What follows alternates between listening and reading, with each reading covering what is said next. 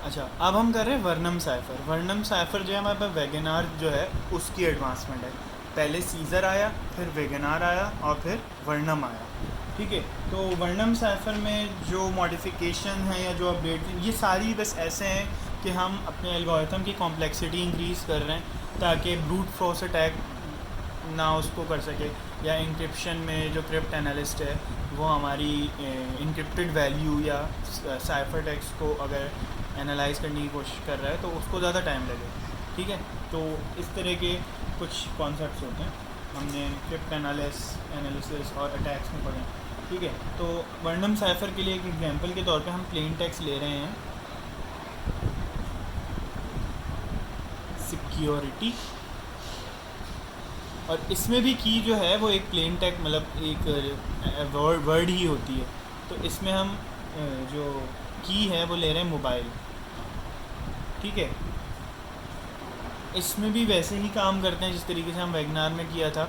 पहले हम अपना डेटा स्ट्रक्चर बना लेते हैं, A B C D E F G H I J K L M N O P Q R S T U V W X Y Z, और इसको भी numbering देनी होती है ज़ीरो से, 0 1 2 3।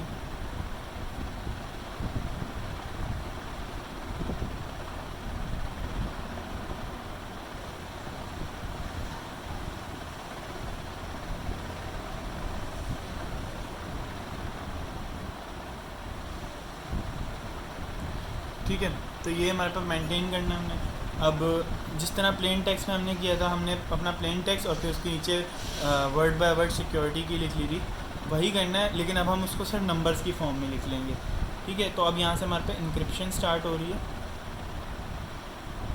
तो हम नंबर की फॉर्म में लिखना है तो हम प्लेन टेक्स्ट को यहाँ नंबर्स की फॉर्म में लिख लेते हैं। तो हमारे पास प्लेन टेक्स्ट था सिक्योरिटी, सिक्योरिटी के नंबर्स देख लेते हैं। एस का है 18, ई का है 4, सी का है 2, यू का है 20, आर का है 17, फिर 8। ठीक है, और मैं एक लाइन छोड़ रहा हूँ, बताता हूँ क्यों। ये दोबारा यहाँ प्लेन टेक्स्ट ही आ रहा है, कंटिन्यू हो रहा है यहाँ से। 8, फिर 19 और फिर 24। ठीक है, अब मैं यहाँ पे की के जो नंबर्स हैं वो लिख लेता हूँ। तो की है मोबाइल, और मोबाइल के यहाँ अगर नंबर्स देखें तो आ रहा है 12। वही करेंगे सेम, जो प्लेन टेक्स्ट का एक लेटर है उसके नीचे उसका लेटर लिख रहे थे वेगनार में, तो यहाँ प्लेन टेक्स्ट का जो नंबर है उसके नीचे की वाले के वर्ड का नंबर लिख देंगे, सॉरी लेटर का। ठीक है, तो 12। इस तरीके से 14 आ जाएगा ओ का, बाकी भी मैं लिख लेता हूँ, 1 8 11 4, फिर ये आगे कंटिन्यू हुआ है तो 12 14।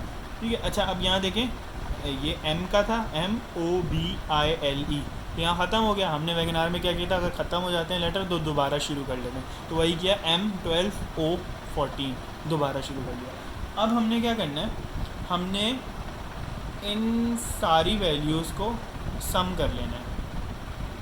ठीक है, सम, तो 18 और 12 क्या होता है 30, 4 14 18, 2 और 1 3, 20 और 8 28, 17 और 11 भी 28 होते हैं, 8 4 12, ये आ गया 31 और ये आ गया 38। अच्छा, अब यहाँ मैं करूँगा तो वो हो जाएगा मिक्सअप, तो मैं अगले पेज पे सिर्फ ये वाली समड अप वैल्यूज़ है ना वो लिख लूँगा अभी। ठीक है, अच्छा, तो मैंने वो सारी वैल्यूज़ यहाँ लिख ली हैं। अच्छा, अब हमें क्या करना होता है, हम अब इनके कॉरेस्पॉन्डिंग अपना जो डेटा स्ट्रक्चर यहाँ बनाया था उससे लेटर्स उठा के लिख लेंगे। लेकिन अगर हम देखें तो ये तो 30 है, और 30 तो एग्जिस्ट ही नहीं करता हमारे टेबल में। तो उसके लिए ये किया जाता है कि जो हमारे टोटल नंबर ऑफ़ अल्फ़ाबेट्स है ना, लेंथ, वो है 26।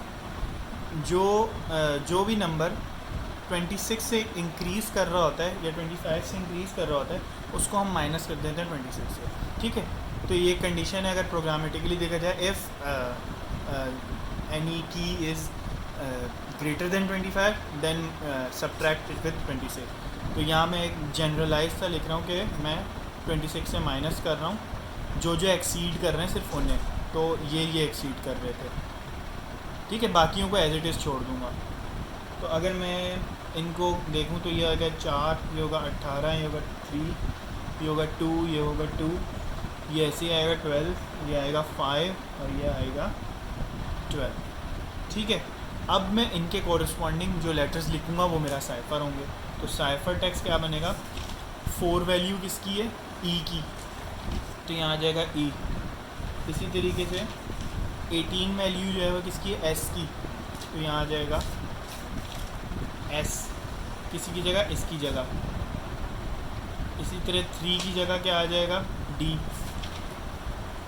इस तरीके से 2 की जगह आ जाएगा सी, इधर भी सी।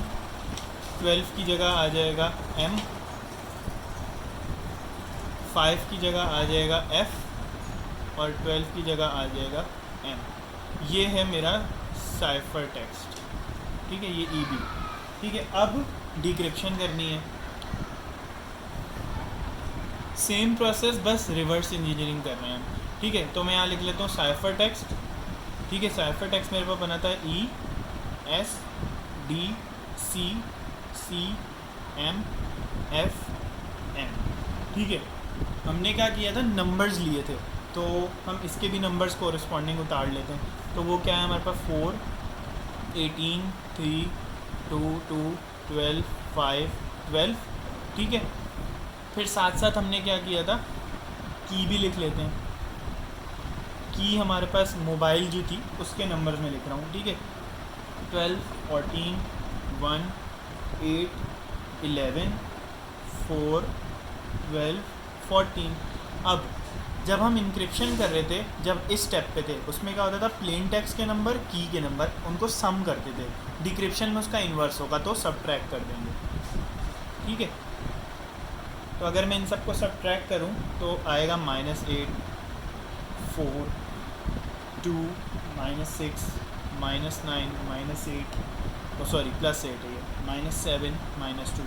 अब ये तो नेगेटिव वैल्यूज़ आ गई, इनको हम कैसे मैपिंग करवाएं, तो उसके लिए हम ये करते हैं, वही ऊपर क्या किया था, -26 किया था ना, क्योंकि वैल्यू 26 से इंक्रीज़ कर गई थी इंक्रिप्शन में। तो इसमें क्या हो रहा है, वो 0 से भी नीचे चलेगी, नेगेटिव आ गई, तो हम इसमें क्या कर देंगे, ऐड कर देंगे 26, जहाँ जहाँ वैल्यू नेगेटिव है, सिर्फ जहाँ जहाँ वैल्यू नेगेटिव है। तो अगर हमने ये सब किया तो हमारे पास इसकी वैल्यू आ गई 18, ये 4 ऐसे ही एज इट इज़, ये 2, ये आ गया 20, ये आ गया 17, ये 8 ऐसे ही आ गया, ये आ गया 19, ये आ गया 24। अब हम जाएंगे अपने वही जो अल्फ़ाबेट्स वाला टेबल है, उससे हम 18 की वैल्यू देख लेंगे, एस है, 4 की वैल्यू देख लेंगे, ई है, इसी तरीके से C2 है, 20 क्या है, यू है, R I D Y, ये हमारी हो गई डिक्रिप्शन वर्डम साइफर में। तो ये है, वैगनार में क्या था, नो फिक्स्ड वैल्यू सब्स्टिट्यूशन, इसमें भी नो फिक्स्ड वैल्यू सब्स्टिट्यूशन है, बस थोड़ा सा तरीका अलग कर दिया, ठीक है।